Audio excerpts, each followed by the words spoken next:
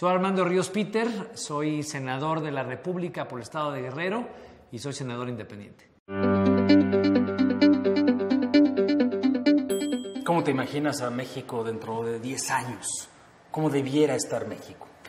Bueno, yo creo que si tomamos las decisiones correctas en este momento, México puede ser un país que crezca, digamos, de manera exponencial en cuanto a su capacidad de generar Producto Interno Bruto per cápita frente a, digamos, la capacidad de generar ingresos por parte de los individuos. Yo creo que hay dos áreas, no hay hilos negros en esto, ¿no? Entonces, tener un Estado de Derecho pleno para 120 millones de personas y salirnos del discurso chafa, nada más de estar hablando del Estado de Derecho como una parte del rollo cotidiano y, más bien dicho, aterrizar. ¿Cómo tienes fiscalías? ¿Cómo tienes defensorías? ¿Cómo tienes política criminal? En fin, cosas de las que podemos platicar.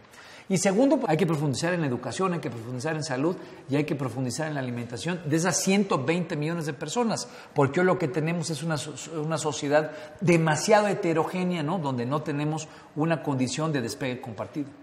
¿Qué obstáculos ves tú, principalmente de aquí a 10 años, para lograr este sueño que estás pensando, esta idea? Hoy en realidad no tenemos una sola mafia del poder, ¿no? Lo que tenemos es muchas mafias que están adueñadas de lo que debería ser de todos. Creo que es el principal riesgo, sin duda alguna, pero el principal reto a vencer. Al final del día, si existen estas mafias, son las mismas mafias las que van a hacer difícil el cambio. ¿Qué palancas tenemos para lograr ese cambio que estás proponiendo? Creo que gran parte del problema está en cómo se llega al poder. Yo, para efectos didácticos, lo identifico con 6 letras C, ¿no? Para hacerlo un poco didáctico, con C de corrupción, que empieza con campañas políticas que hacen los partidos políticos, luego con compra de votos, tinacos, bultos de cemento, despensas, compra de votos, clientelas electorales que se generan precisamente en esas campañas, en esa dinámica, compadres, que son los que financian, los que puentean, los que prestan el dinero pues, para financiar ello, y que después se quedan con contratos, también con letra C, contratos de obra pública, contratos de servicios, o peor aún, son los que tienen nexos con la última letra C, que es la de crimen organizado. Creo que eso es lo que hace que lo que debería ser de todos se lo acoplen unos cuantos, en distintas dimensiones, en distintos ámbitos. La pregunta es, no solamente qué hacer, sino cómo lograrlo, desde dónde.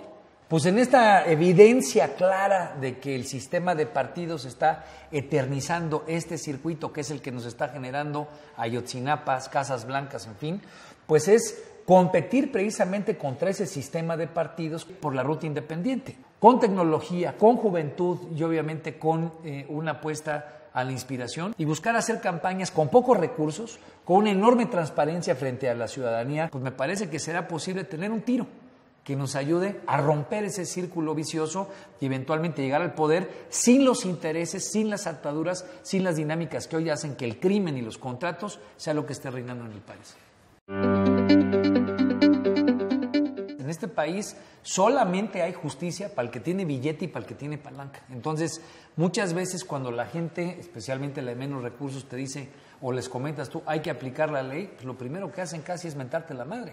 Pues oye, si aplicar la ley, espérame, cabrón. En este país, aplicar la ley es que una persona de Nuevo León, un exgobernador con un señalamiento de 5,200 millones de pesos digamos, de distorsión de recursos siendo públicos en beneficio propio, pues se quede siguiendo la ley, ¿no? Se quede con ese Estado de Derecho fuera de la cárcel y una persona que sea acusada de tener un encendedor en la bolsa porque supuestamente se lo robó en el Oxxo, se echa 7 años en la cárcel. Hoy la gente, si algo se preocupa en México, es de que no hay certidumbre, de que las cosas, pues dependen, te pasa algo, sufres de algún delito, pues en vez de estar acudiendo con la autoridad, estás viendo a ver qué palanca tienes para ver cómo te ayuda a apostar a un Estado de Derecho para 120 millones de personas, en el que haya iguales condiciones para todos de que la ley funcione, tanto para el más pobre como para el más encumbrado. Eso me parece que es importante. También hay que definir que tenemos instituciones que son de papel. Eso si lo sumamos a que no tenemos verdaderas policías por lo pronto a nivel estatal, me parece que lo que tenemos es una jungla, porque no tenemos instrumentos institucionales. ¿Cuánto necesitamos para eso? Más o menos yo he revisado, yo creo que tendríamos que generar 2 puntos porcentuales del PIB para garantizar tener policías ahí donde tenemos terribles ausencias y para tener fiscalía. ¿Cómo ves nuestra relación con Estados Unidos, con el Estados Unidos de Trump. México requiere más integración con los Estados Unidos. Estoy convencido de eso.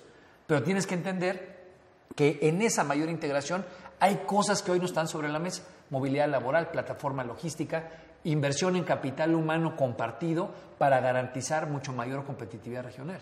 El Tratado de Libre Comercio tiene que evolucionar de ser un lugar donde hemos generado gran competitividad en manufacturas a ser un área de mucho mayor integración, donde cada hombre, cada mujer que viva de aquel lado de la frontera o de este, esté generando mucho mayor competitividad regional.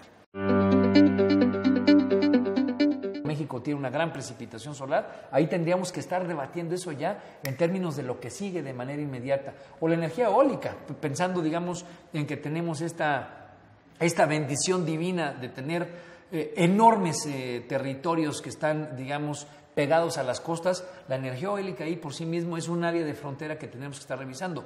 Hoy me parece que lo que tenemos es un pleito del pasado, ¿no? ¿Cómo tendríamos que repensar la política social? Cuando yo veo una gráfica en la cual tú tienes un porcentaje, 1994, de pobres, ¿no? Y más o menos sigue, si se cae, y si viene el error de diciembre, y luego así, etcétera. Pero más o menos lo que tienes es un 54% de pobres entre el 94 y hoy que estamos hablando de 2017, es que en términos de política social estamos reprobados porque estamos solamente dando manutención. Dicen que no hay mejor política social que sumar educación, salud y financiamiento. Sí hay un gran descontento con la democracia y en general con lo público, ¿no? ¿No crees que estamos ante un riesgo de una crisis en el supuesto de que sigamos un modelo de gobierno, gane quien gane, pero digamos que no lleve a cabo una transformación quizás como la que planteas tú, como alguna otra?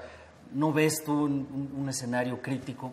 ¿Cómo nos acercamos a ese escenario sin escandalizar? Si las cosas siguen en la inercia en la que está y solamente tenemos una elección que se base en mercadotecnia, en donde alguien termine ganando con un pequeño 30%, que es más o menos como te dan hoy los números, ese actor, ese grupo que gane, me parece que va a tener muy pocos elementos, muy pocos instrumentos para poder generar una gran convocatoria.